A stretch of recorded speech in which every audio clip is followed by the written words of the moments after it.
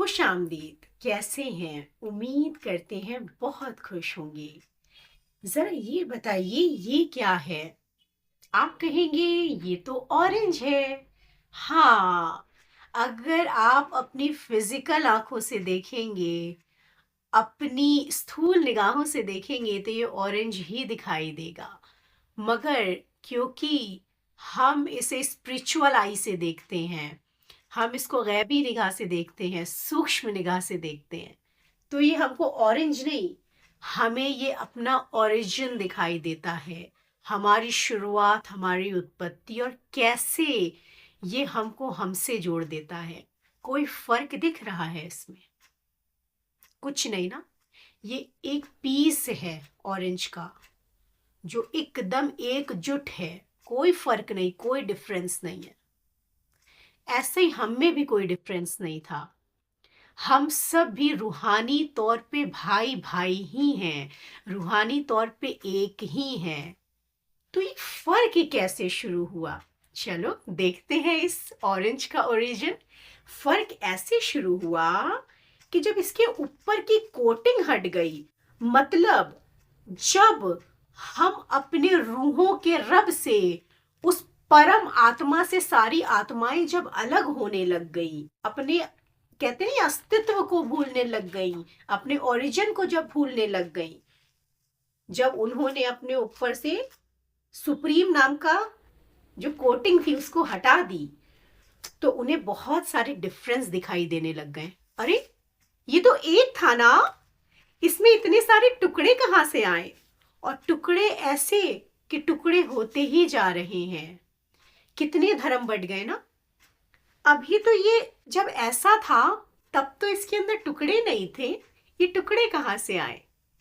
ये टुकड़े यहाँ से आए कि इसके ऊपर जो वो सुप्रीम नाम की, जिसने सारी रूहों को जोड़ रखा था, वो परमात्मा, वो रूहों का रब, जिसने सारी रूहों को एक बना रखा था, जब हमारी रूहों की स्मृति विस्मृति हुई, जब हमारी रूह की जो निगाहें हैं वो जिस्म में जा चली गई कि नहीं हम तो जिस्म से अलग हैं, फिर हम जिस्म में थोड़ी ना रुके, हम धर्मों के नाम पे भी अलग हुए। फिर धर्मों के नाम पे थोड़ी ना, हम तो शक्ल सूरत, बातचीत, काबिलियत, हर चीज पे टुकड़े टुकड़े होते गए। देखो कैसे टुकड़े बढ़ गए। मगर एक सेकेंड, हम भी इंसान हैं, टुकड़े बनाना बहुत अच्छे से आता है हमको।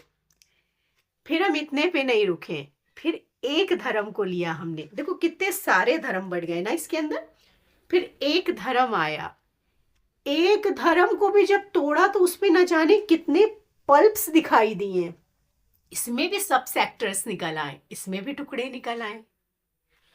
और फिर जब इस टुकड़े टुकड़े गैंग से सब दुनिया परेशान हो जाएगी ना, और ये टुकड़े सिर्फ धर्म के नाम पे नहीं है, ये टुकड़े जेंडर के नाम पे भी हैं, ये टुकड़े शक्ल सूरत के नाम पे भी हैं, ये टुकड़े स्वभाव के नाम पे भी हैं, नेचर के नाम पे भी हैं, ये टुकड़े अपने अखलाक, अपने संस्कार के तरीके पे भी हैं। हर तरीके से टुकड़े मचाएं। और जब इतने टुकड़ों से परेशान हो जाता है इंसान, तो क्या होता है? जब कांच हद से ज्यादा टुकड़ों में बन जाता है तो वो चुभने लगता है, तकलीफ देने लगता है। वही ग्लास जो खूबसूरती था, जब वो टूट गया, अशुभ हो गया, तो वो चुभने लग जाता है।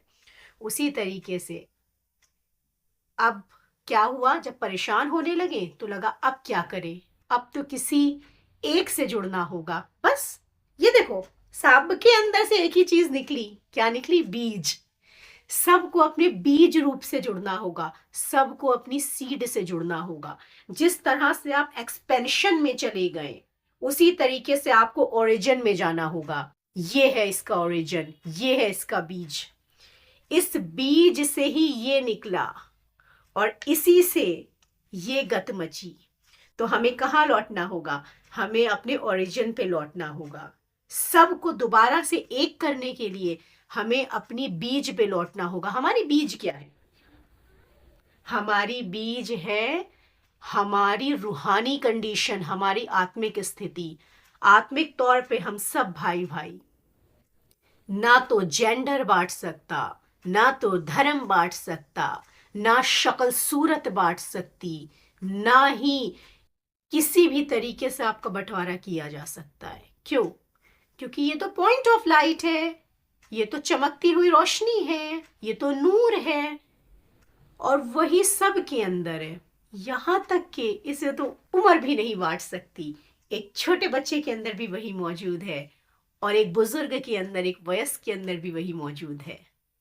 सोचिए, अगर हम सब इस रूहानियत में, इस आत्मिक स्थिति में आ जाएं, तो ये जो गत मची है ना, ये जो गत दिख रही है आपको मची हुई, ये दोबारा से इस खूबसूरती में लौट आएगी। और आपको पता है, खुला हुआ जो फल होता है ना, वो बहुत जल्दी इन्फेक्टेड हो जाता है, उस पर कीड़े मकोड़े लगने लगते हैं, लंबा सरवाइव नहीं कर पाता है। और वहीं जब ये पैक होता है ना अपने उसमें, तो ये बहुत लंबा सरवाइव करता है। हम भी जब अपनी आत्मिकता में, अपनी रूहानियत में पैक हो जाएंगे ना एक साथ, तो हम बहुत लंबा चलेंगे, बहुत कामयाब होंगे और बहुत अच्छे से चलेंगे। मगर जब हम खुल के ऐसे बिखर जाते हैं ना, थोड़े टाइम में ही कचरे में जाने वाले हो जाते हैं। चलिए, उम्मीद करते हैं इसके मैसेज को आप समझ गए होंगे। खुश रहिए, एक रहिए, सब लोग एक रहिए।